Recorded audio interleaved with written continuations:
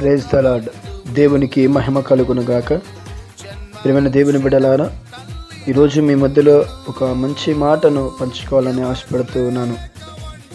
నీకు విరుద్ధముగా రూపింపబడిన ఏ ఆయుధము వర్ధిల్లదు.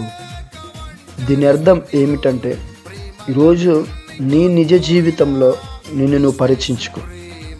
ఏదైనా నీకు విరుద్ధముగా ఎవరైనా మాట్లాడుతున్నారేమో, నువ్వు ఇంతే, నీ బ్రతికింతే, ఇది నువ్వు జయించలేవు, ఇది నీ వల్ల అవ్వదని మాట్లాడుతున్నారేమో.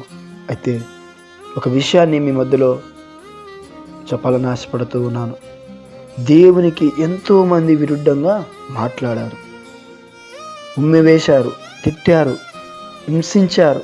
కానీ ఈరోజు ఆయన ఎంతో ఎత్తుగా ఎదిగాడు, అనేక మందికి ఒక మాదిరిగా అయ్యాడు. ఈరోజు నీవు కూడా నలకొట్టబడుతున్నావేమో, హింసించబడుతున్నావేమో, నీకు విరుద్ధంగా అనేక మంది నిలుచున్నారేమో. అయితే దేవుని జ్ఞాపకం చేసుకో. దావీదు గొల్యాతుతో పోరాటానికి చూసి ఎంతోమంది నగారు.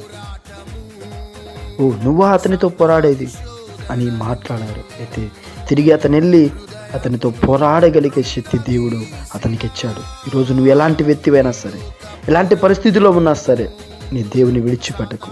నీకు విరుద్ధంగా ఏదైనా ఉన్న ఎడల వాటి కొరకు ప్రార్థన చేయి, తప్పక విజయాన్ని చూస్తావు. హల్లెలూయా.